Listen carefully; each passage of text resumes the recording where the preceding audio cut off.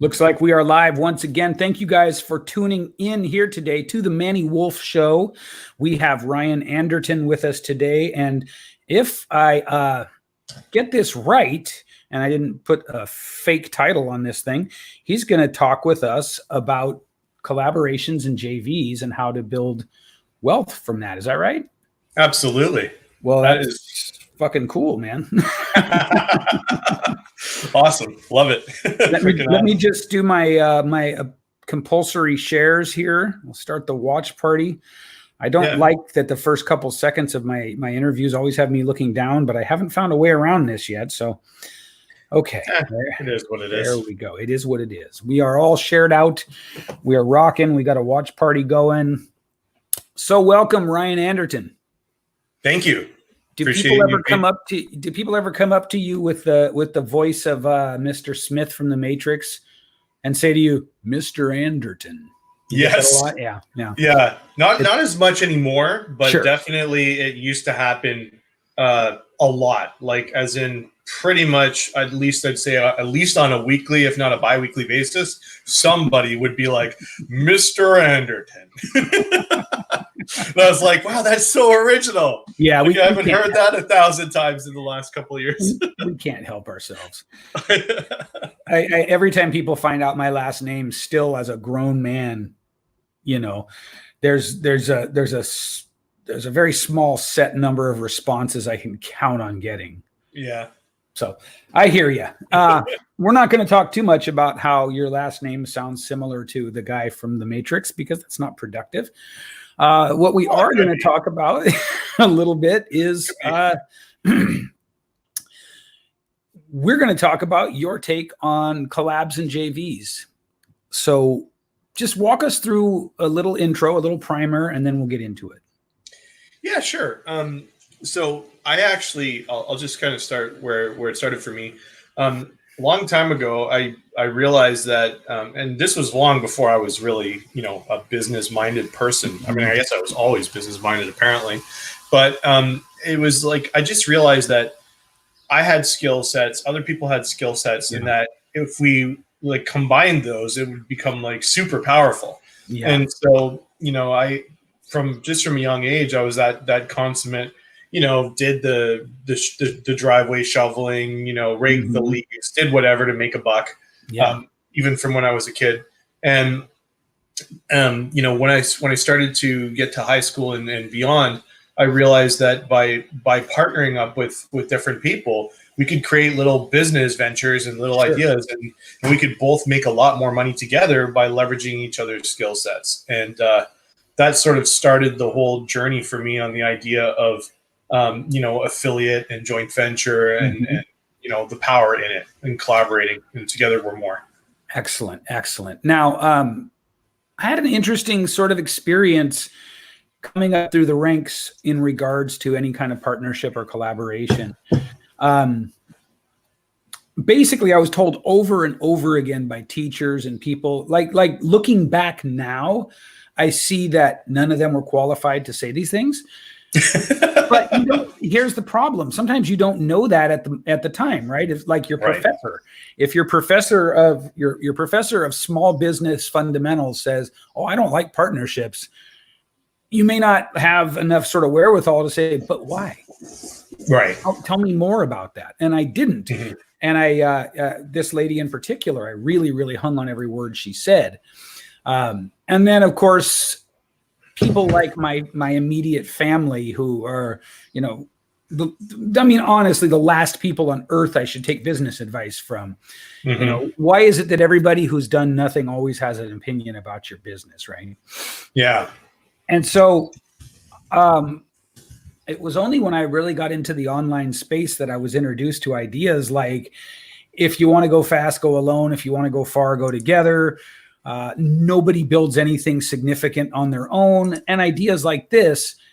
So for me, it was well into my 40s before I had any validation of this sort of innate desire I've always had to want to create things in partnership. So I loved it. And by the way, once again, guys, if you're watching, I didn't know what Ryan and I were going to talk about until we started. So this is really cool. I think that's kind of important as an aside, because I think that sometimes these interviews can sound like they're like you guests are being glad-handed, but the truth is, so far it's just an extraordinary run of good luck because I don't vet your guys' topics ahead of time because I like the spontaneity. Right. So far I haven't had any, true sock puppets come on and not be able to do anything worth value. Well, that's the power of being, someone who really wants to serve, right? Because you're coming from that place of really wanting to bring value to people. So naturally, that's what you're attracting, and that's what's showing up in your space. So far, yeah. So far, knock on wood. So I'm a huge proponent of strategic, meaningful, partnerships at any level. However, when I first got into the space, meaning the online space, the entrepreneurial space, the coaching space,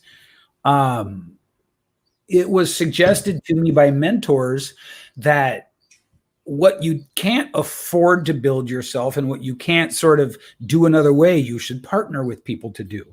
Right. And so there were all these people running around, with myself included, with nothing substantial to offer, trying to create these partnerships.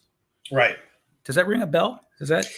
Yeah, no, it definitely does. And that is actually probably one of the most common misconceptions or self-judgments that people have is, well, I don't really have anything special. What can I really offer? What can I bring to a relationship? What can I bring to the table? Yeah. And I want to invite people to reframe that and reconsider that and think about, look, there's things that you're passionate about in your life. There's things that you know a lot about. There's things that you do really, really well. Those are your superpowers. Those are your items of value. Those are your areas that you could bring to a relationship. Okay. Like I'll use an example. Let's say you know a lot about dogs. I'm just going to make up something right now. Sure. And so you're an expert on dogs, and you're like, well, where does that have any value? Well, you might be able to partner with organizations that provide, dog care services or food or accessories or whatever. And by bringing your knowledge and your skill set to the table, you could help them get more exposure to their market, for example, and people will see that and go, wow, this person's definitely an expert in the space. Yeah. They see that these products and services are the ones that make sense. You happen to be an affiliate or JV relationship with those companies, and boom, you're moving product and service, and you've just created a powerful JV and thinking you didn't know anything, or that you couldn't really bring any value to a relationship. So it's about really thinking outside of the box, right? Or maybe even getting rid of the box and saying, what do I know? Who am I? Who do I know? And what can I do to bring some value to that relationship? What can I do to offer something to those folks? And I see the live comments coming in about raw and uncut. That's cool. Yeah. That's the way to do it. Yeah, that's how I like to do it. If it goes really bad, just delete it. Yeah. Or cut the stream. I don't know what happened. Tech challenge. Yeah. But anyways, no. So as I was saying, that's really it, right? Is kind of thinking about what is it that I know? What is it that I'm passionate about? What have I had success with in the past? Whatever that is, right? And then looking out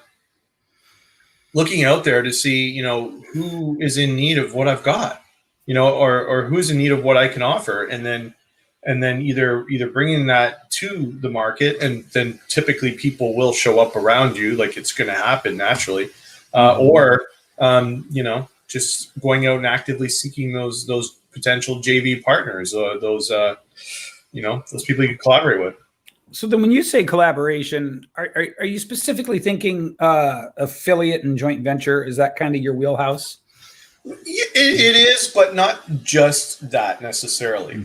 Right? The thing is, we always have things that we need and things that we want to offer when it comes to business or personal or whatever. And so what I've found is that to use the old cliche, right? Together, everyone achieves more. And you talked about one of those quotes, the go fast, go alone, go far, go together. Yeah. Sometimes we can, there's nothing wrong with paying it forward and giving to other people. And so whenever we have a chance to do something, like, for example, like, when I say collaboration, sometimes, let's say you need something done, you need some art done or whatever, for like an ebook or something.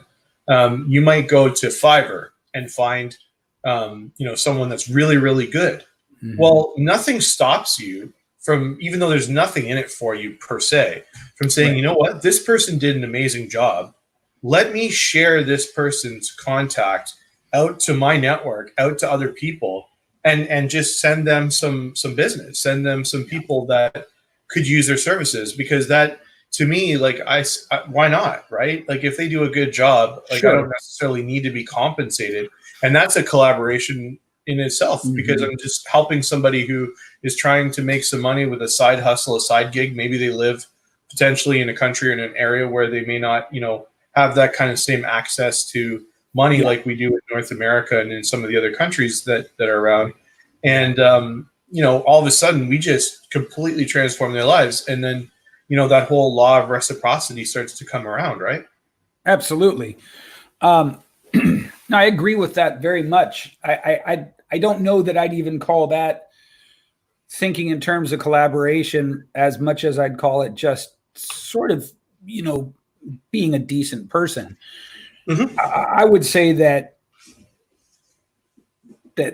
good referrals and good recommendations and good testimonials are currency. Yeah. Even if it's not a literal like money in the bank currency, it's credibility is so important, right? And there's nothing more credible than somebody who I trust telling me Ryan did a great job. So yeah, I'm with you on that. I guess what I was wanting to sort of isolate and get clear on was the kind of JVs that I sort of tried to do in the beginning were more like, for instance, I'll give you speaker training that I charge $5,000 for if you'll build me a funnel, that kind of stuff. Yeah, I'd call that more collaboration or barter than a joint venture. Collaboration or barter. And that's the stuff that I found problematic because the people who were open to that, typically I found, didn't have a consistent income to the point where they could dedicate time to a barter project. Right. So, you know what I mean? So I think that to define what we're talking about is first important. And second, and then we've done that. I feel we've done that. But now talk a little bit about, I assume that you're playing you're playing this game now at a higher level, and it's appropriate to vet the potential partners. Totally. Absolutely. What does that look like? Well, on a very simple level, it's just look and see what someone has accomplished. Like, have they actually walked their talk? For example, one thing that I'm really known for is producing and promoting personal and professional development events, from small to large scale. We have, with a couple of my business partners, we have an event called Easier Life Mastery that we do. And so actually, unfortunately, we just had to push it back. It was supposed to happen in 7 days in Calgary, Canada. And we had Trent Shelton and Les Brown and Theo Fleury and, Laurel Langemeyer and a whole bunch of friends of ours coming to that event. And unfortunately, based on the timing, we had to, with what's going on in the world, we're not exactly doing a large live success event next week. Yeah, right. Surprise. But we are pivoting, right? So if somebody's looking, for example, somebody wants someone that can help to move tickets or fill a virtual or a live event, people come in, they'll ask me because they know that that's what I do. Right. That's one of the things that I do. And then so the same thing, like, I know that if I want to find somebody who, wants to interview cool people, I'm going to reach out to Manny Wolf as an example. Right. Yeah. Because I know that he surrounds himself with quality people typically, and he would typically at some level at least vet those people. Like you're going to look at what they've done. You're going to check out their profiles online. You're going to maybe ask around. You're going to do a little bit of digging. You might even, one of the easiest ways to vet somebody if you really want, and this is the one that sometimes people don't think about, but to me, it's one of the most obvious. If I'm going to vet somebody, especially around their subject matter, I might actually opt into some of the stuff they've got. I might actually buy a couple of their products or services from them and actually check it out and say, okay, is there real value here? Is this, if someone wants to tell me that they want to build me a funnel as an example, well, I'm going to go check out their funnel, because if their funnel sucks, I don't want them to build me a funnel. Right. Yeah. Does that make sense? It makes perfect sense. In the words of Bart Simpson, yo, sensei, I already know how to not kick someone's butt. Right. Yeah. So for sure. I mean, definitely, one of the things that you can do to vet someone, obviously check it out, maybe check out their products or services, check out their social profiles. But I don't just mean look at their social profile, like let's just look at their page. I'm talking like go scrolling through for the past 6 months or a year. I'm not saying read everything in depth, but look and see, are they consistent?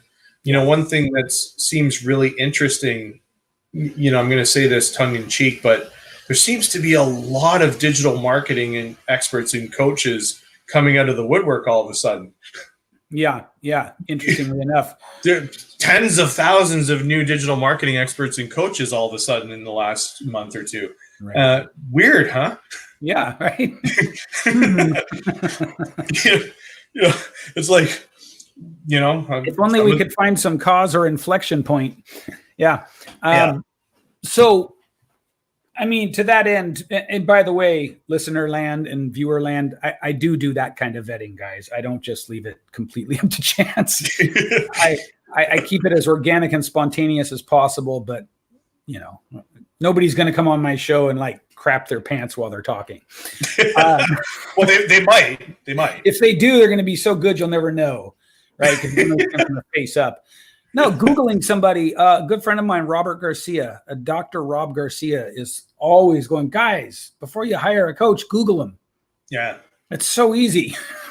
Just Google him. What about things like a little more like nitty gritty? So now you've done 1,000-foot view, sort of a vetting, right? Yeah. Now, let's say, for instance, but let's say that I wanted you to, I'm building a cool new service that I know that people are going to love. And I'm calling it Syndication Engine.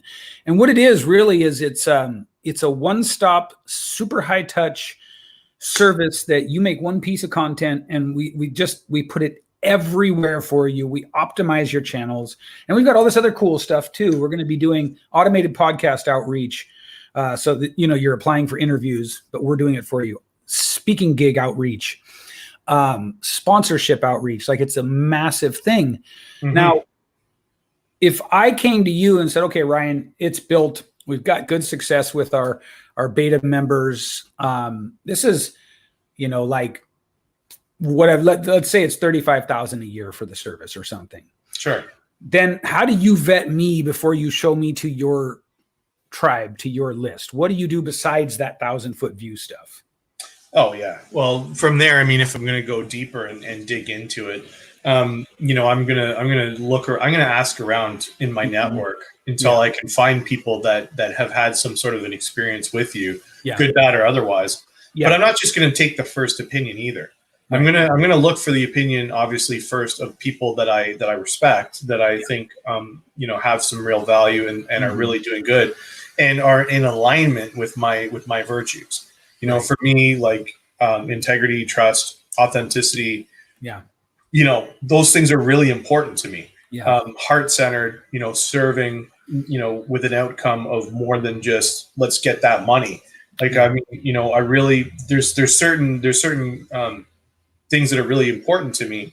And so so typically that's who I tend to be surrounded by for the most part as well, obviously, because we tend to kind of, birds of the feather will flock together, right? Sure. So, I'll reach out to my network typically and I'll ask, and, I'll look around and, as a point of reference, if I don't have a network yet, if I'm newer and I'm trying to establish that network, well, I'm going to go and network. Yeah. That's actually something that's really important, is constantly networking and constantly expanding our reach. But being cognizant, being present to, as we network, who do we let into the network? Yeah. Like, I have an extended network, but I have a much smaller circle, right? Yeah. And so I'm going to reach out to people in my circle and then out into my network to see, hey, who do you know that has done something with Manny Wolf, or who do you know that is using Syndication Engine, or who do you know that's been part of the beta or has experienced something with Syndication Engine, and what has that experience been? Right.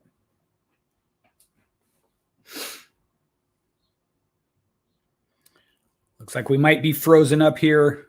Nope. Are we here? We're back. Here we're back. And so if there's some negative opinion for whatever reason, I'm going to go deeper. Oh, you feel that way. Why? Yeah. What happened? Right. And so I'm going to check into, is it just that they had a negative opinion because it somehow, whatever, like X, Y, Z, whether it was ego, this, that, whatever, or was it something legitimate? Yeah. And then, okay, if there was a legitimate issue, is this systemic? Or was that a one-off? So I mean, I'm going to look at things of that nature when I'm vetting people or vetting someone or something. So, are you looking to sort of is your main criteria for this character on the part of the other person? Character is huge. Character is really big, but character is really big. First of all, but then I mean, not everyone's a saint, and we get that. Sure. But as long as the fulfillment is there and the deliverable is there, maybe they're not a pure saint. Maybe they don't have 100% perfect character. But as long as what they say they're going to do is actually what they're doing and it's being delivered, I'm not going to totally judge someone if they might have some whatever habits outside of the business itself. Does that make sense? Yeah, I think it does. I asked this because a couple of the guys that are my mentors now, they do some fairly high level, pretty much strictly, no, not strictly, but mostly JV stuff. Yeah. And it's interesting between the two of them. They're both very successful with their JV arrangements, but one of them goes, basically, he's like, show me the data, show me the balance sheet. And the other guy is, show me the reputation, show me the follow through. Right. So it's just interesting. They're both engaged in joint venture partnerships that will do mid to high six figures each time, and they're only dealing with people with big lists and stuff like that.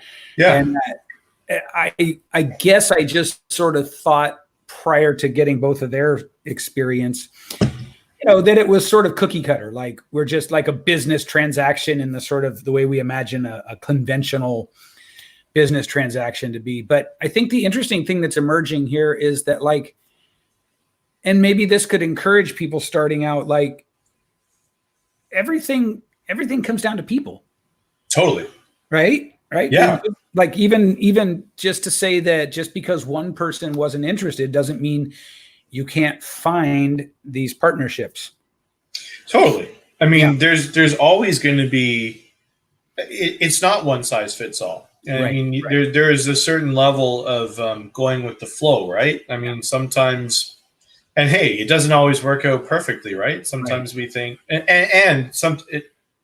reason, season, lifetime, right? Sometimes you connect with or meet with somebody for a reason.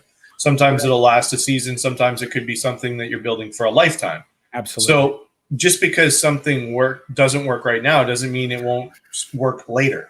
Yeah. Or just because something works really well right now doesn't mean it will work later. Yeah. Working really well. Yeah. No, this is good. I think that in one of those two mentors I mentioned, he's really, he's like, dude, your ticket is JVs. Your ticket is mutual beneficiary relationships. Your ticket to growth is, all this stuff. And I'm like, okay, all right. And if I'm being honest, I find myself like pushing for it a little bit and then reverting back to sort of the tried and true methods of making a buck, not to say it's not a good idea. I'm saying I think it is a good idea. And I just noticed that sometimes I guess I run out of patience to see it through. You know what I mean? Thanks, Ruth. Ruth said, well said. Thank you. Yeah, thank you, Ruth. Thank you for all of these comments, by the way, Ruth. Thank you so much. Love the interaction. Radio talk show she hosts is a pay-to-play studio. She doesn't get paid. She pays out of pocket. That is the reason she's selective of her guests. She's been doing it since 2008. Wow. So you've been paying, Ruth, since 2008. Have you turned a profit? Have you made money back from what you've been doing, or some sort of ROI? Hopefully you've got an affiliate or a JV agreement with the people that you have on your show so that if they offer something that you're going to be compensated. Yeah. Hopefully there's something there coming back your way, Ruth. Yeah, absolutely. But anyway, that's been my experience. Well, the whole thing is, right, I mean, you talked about it, and one of those things is scale, right? And so if you want to scale with anything, you can only go so far alone. I mean, that, like, not to not kind of pun not intended, but it's kind of funny. It fits. You don't want to be the lone wolf. Right. Yeah. Because when you're the lone wolf, again, the whole thing, right? In the pack, you're going to definitely go further. So if you're trying to do everything by yourself, you can go pretty far by yourself if you constantly level up your skill set, constantly improve. What can I do better? So on and so forth. The biggest thing is that, but you're going to notice at some point you're going to hit that ceiling, right? And it's like, oh, why is it that I can't break through whatever, 100,000 a year, 200,000 a year, whatever that number is, 500,000 a year. And that's when you start to hit your ceiling. The only way to ever scale past that is to surround yourself with the right people, to put systems and processes in place that can help to automate through digital marketing, affiliate marketing, structures, systems, whatever. And then beyond that is to then partner with the right people where you're bringing value, and obviously there's a reciprocation. They're also providing value, and then you can level up together, right? And one of my friends, a guy named Davin Michaels, some people say that he's like one of the kings of JV, and he's built a massive company, a massive business around the world through outsourcing. And he talks about it all the time. He's done pretty much all of it through JV. Like he's got like countless joint venture relationships. I mean, it's ridiculous. And it's fascinating because it's one of those things that some people look at it and they're like, well, I don't know, like you said earlier, like, should I really be partnering with other people and this and that? And I'd say, heck yes, absolutely. Because you're bringing resources, you're bringing talent, you're bringing skill set, and typically so is the other person. Or in some cases, you're bringing sweat equity and they're bringing the money, or whatever it is. Or you're bringing the money in some cases and they're bringing the sweat equity. And there's always going to be a way to work together. And so when we recognize the brilliance in others as well as the brilliance in ourselves, it's amazing the magic that can happen and how fast you can go from zero to hero. You could literally throw a JV together depending on obviously your experience and what you're bringing to the table and so on. You can throw a JV together, like you said, that can produce high 5 figures, high 6 figures, fast, very fast. It's amazing. Yeah. And I mean, especially the pure idea, the pure principle of it. I'm extremely attracted to that. I find that I've done a great deal of what I've accomplished alone, and I've never liked it. It's always been a challenge. Yeah. And an emotional challenge, even more than a logistical challenge in many cases, right? It's bloody hard for me to just not feel like I have people doing, working on the dream together. Right. And I think we can all relate to that. And I think maybe now even more so, for a lot of us, it's like, you're getting your first taste of what it feels like to live the life that I've more or less been living for years. Yeah. That moment when you find out your lifestyle's called quarantine. Right. Yeah. Oh, so that's what I've been doing this whole time. Oh, that's what this has been. Lockdown. Okay. This is what pivot is. Yeah. Right. So, I'm just trying to think, like, what would be the questions that people watching this would have at this point about how to get started with it. I would say there's got to be a personal level to it where you have to know that if whatever it is that you're entering into with your side of the agreement, you got to know that you can put the time in and the follow through and the focus to complete it.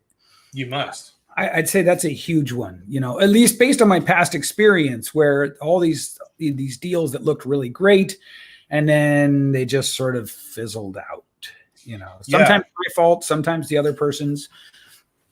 Yeah. Yeah. Well, that for sure is, and that's self-awareness, first of all, right? Mm-hmm. It's be real with yourself. Like, what am I willing to offer? What am I willing to bring to the table? And then being real about, and whatever that is, but just be real about it. Because at the end of the day, bless you. Thank you. Time will promote or expose us, right? So, if we are real with ourselves first and foremost, then it makes it that much easier to bring that reality into the equation and then move forward powerfully with our partners, right? Yeah. Whatever that is. And so if it's like, I can put 5 hours a week into XYZ project, tell them that up front. Yeah. And look, if they say, that's not going to work for me, okay, great. Because it's not going to work for you either. Because if you set the false expectation and then you don't follow through, it can actually just damage the relationship, and it just sucks for both parties, right? I mean, I would go further and say it will damage the relationship, Yeah. Totally. Yeah. So, yeah, absolutely. I think that being sort of as lucid as you can in the beginning and as clear, I guess, but then also articulating it, right? I think this is a place where both always in the beginning of a collaboration, spirits are high, trust is high, good faith is high.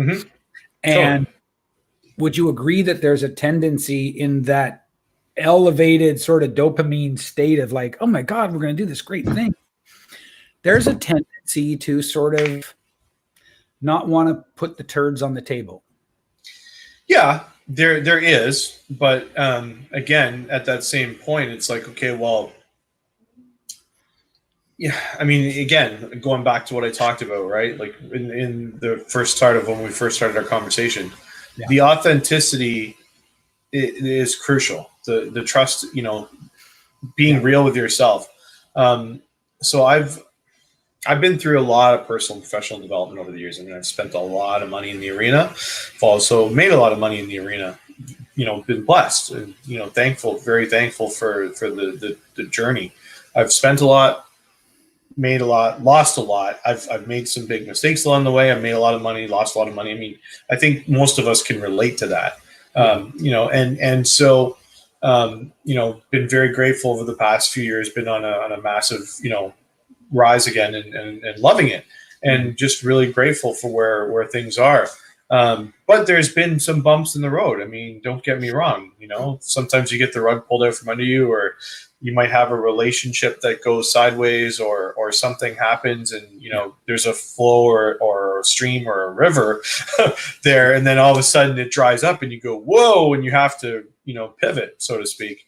But at the same time, the whole turds on the table thing, I mean, it really is important to do that, because I'd rather be who I am and scare them away now than not be who I am and then hate who I have to be and be inauthentic with myself and with those around me, right? Because then there's no fulfillment.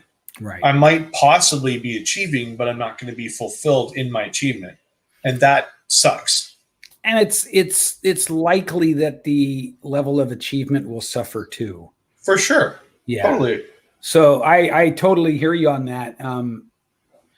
I think that it's going into collaboration and JV stuff. It's a unique environment where, let me see if I can nail this. You need to be able to show up in a way there that is a little bit different, and it's a little bit like it requires more of you. Yeah. You know what? The one thing that came to my mind when we were talking about starting out, especially in a new relationship, is I think that there's one of two ways there's one of two ways we can look at it, right? Mm-hmm. In my opinion, anyways, this is my opinion.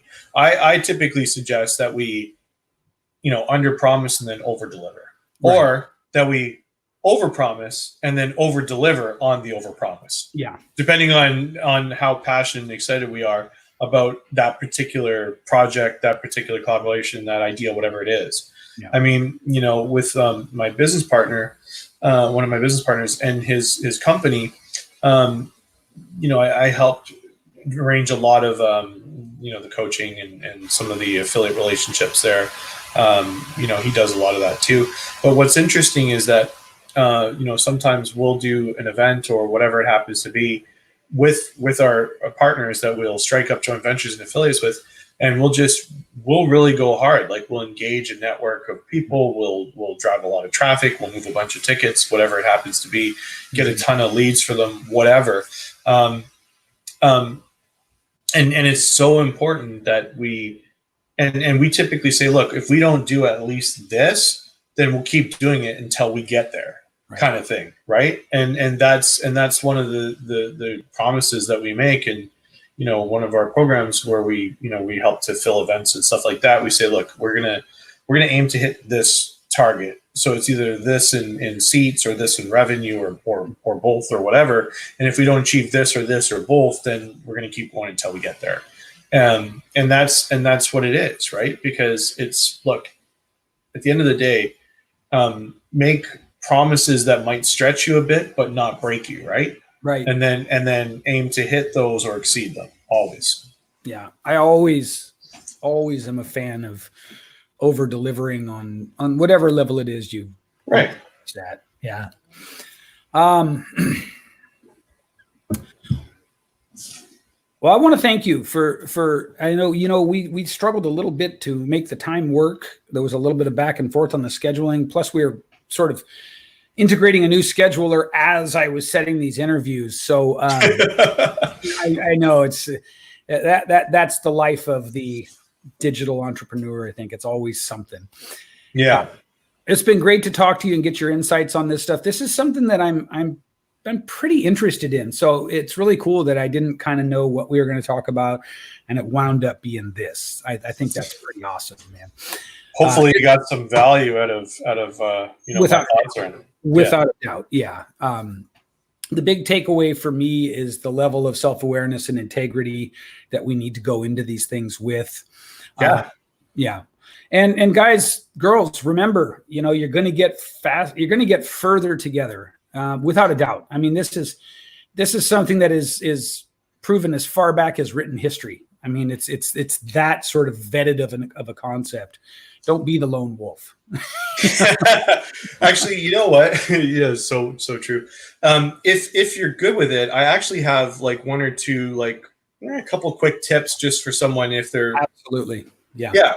So what I was thinking is, when someone's first starting out, one of the questions is, how do I find JV partners? Is something that a lot of people, first of all, how do I even know what I can bring to a JV? Well, we already talked about that earlier. So to bring that back around is, look at what we're passionate about, look at what we have done successfully, look at what we do successfully, and realize that there is someone somewhere or something that can benefit from that passion, that purpose, that skill set that you may have perfected or working to perfect along the way, and then find those people.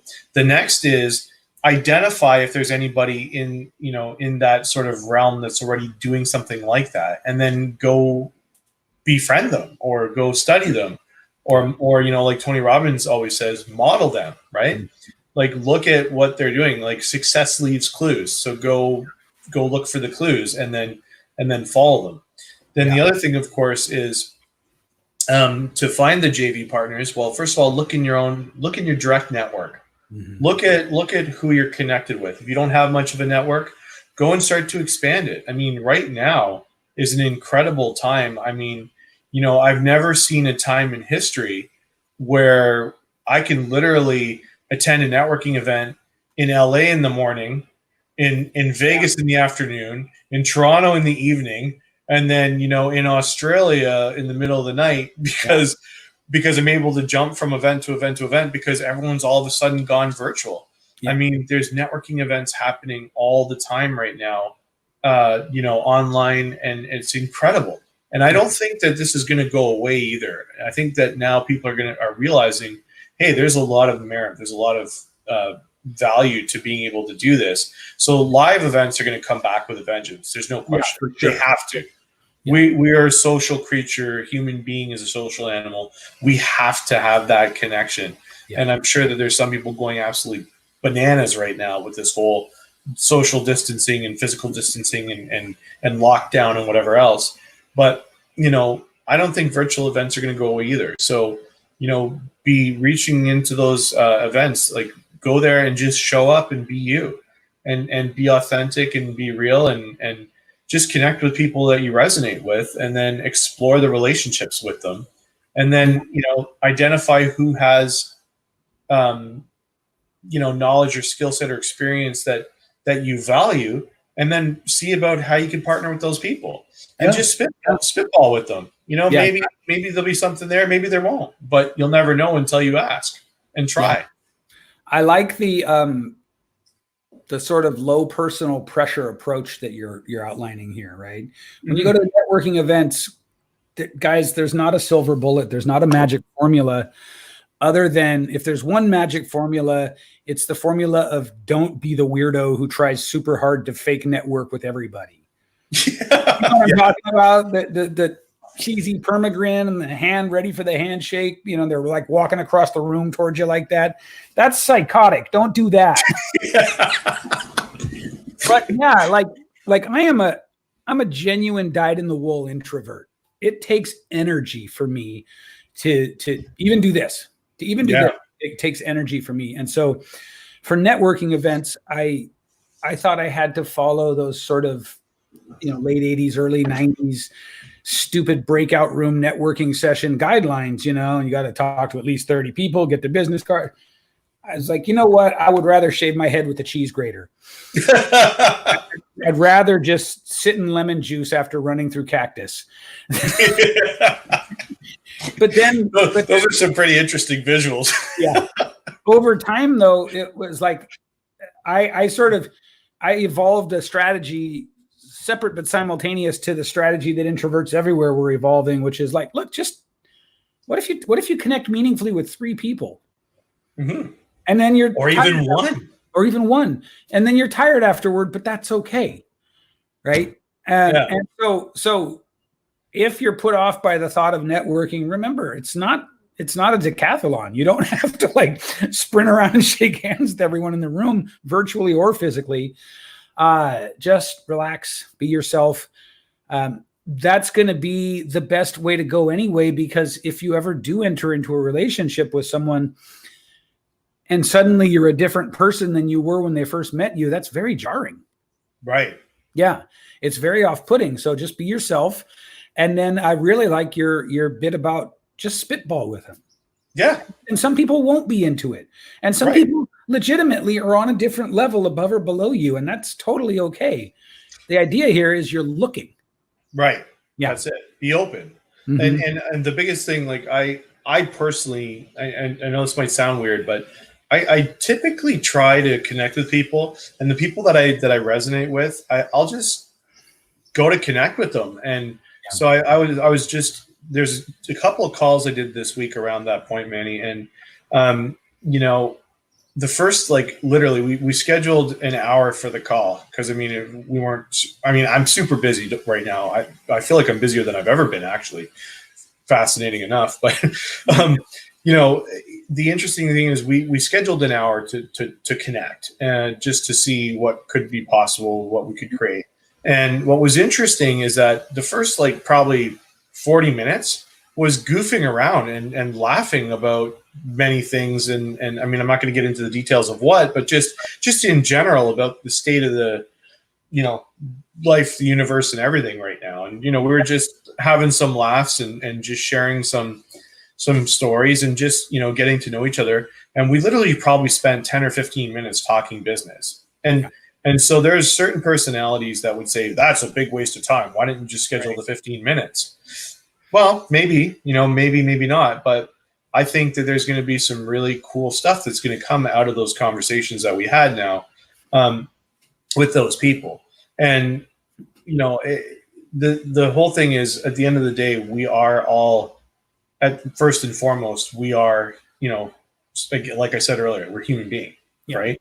So we're all real people with real feelings and real aspirations, real dreams, real goals. Right. And, if we pretend like we're not, and we just try to always be in some other, like, path, like, there's just, again, there's the art, what does Tony Robbins call it? He calls it the art of I always mix them up, but it's like the science of results and the art of achievement or fulfillment or whatever. Achievement or fulfillment, but you get my point. I get your point.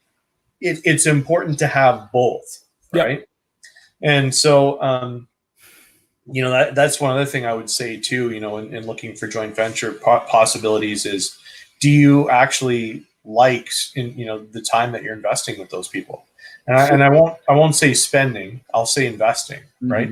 Yeah. Because at the end of the day, any relationship that we're building or nurturing, that is an investment. Yeah. I wouldn't call that time spending. I would call that time investing. I love it. And so you talked about something about one or two or three key people. Can I share one quick story? Absolutely. Okay. So years ago, I went to an event. It was an actual trade show when I was actually with one of my past jobs, one of the last jobs I really had, many years ago.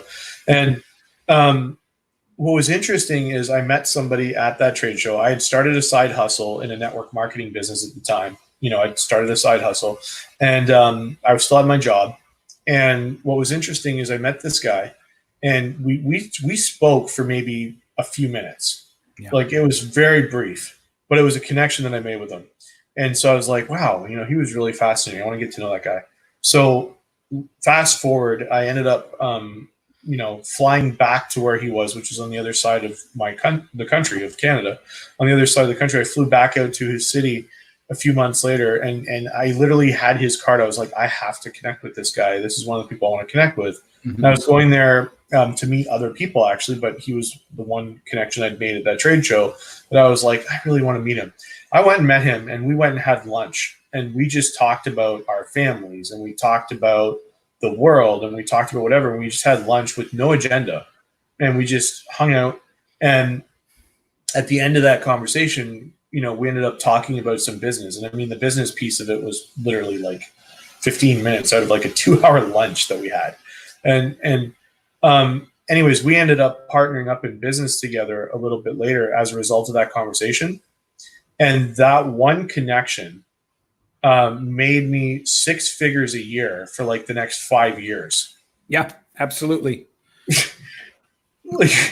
like that was insane, you know, and you know, I mean, obviously you just never know, right? You just never know. So looking at it holistically rather than transactionally, right? Right. Yeah. Yeah. I don't often like to quote those sort of old school speaker thought leaders, but Les Brown has that great story about the bamboo tree that takes 5 years before it breaks the surface of the soil. And this is what we're talking about, right? Right. Yeah. Stephen Covey said, with things you go fast, with people you go slow. Right. So I love that, man. That's a great, I think that's a great way to wrap it up, but we're coming to time anyway, but that's a really like, you know, proof is in the pudding kind of an example. So reach out to Ryan Anderton if you want to know more about this stuff. It's pretty simple. I promise you, a guy whose whole thing is JV-COLLAB and networking is going to be easy to get a hold of. Yeah, actually, I'm very easy to get a hold of. I mean, not going to make you go through a bunch of gatekeepers. No, you can find me on, obviously here on Facebook is pretty easy, but the Ryan360.com, the Ryan360.com. You can connect with me every way you like. And I'd love for you to do that. You know, send me a text, say, saw you on the Manny show or whatever it is. And just reach out. You can save my information right into your cell phone or right into your CRM. And you can also check out some of the events that we've got going on right now and some other cool stuff we've got happening. But yeah, the Ryan360.com, and literally just, you know, reach out, follow me on any social network you want. Right. Awesome, man. Thank you so much. Thanks, man. I really appreciate your time, man. And I love what you're doing, you know, showcasing different people, bringing value to your community. And you know, would love to continue to get to know you better as well, and learn more about some of the other stuff you've got going on, like Syndication Engine and everything else. Sure. Yeah, obviously, man. Awesome. Awesome. Thanks so much, man. Appreciate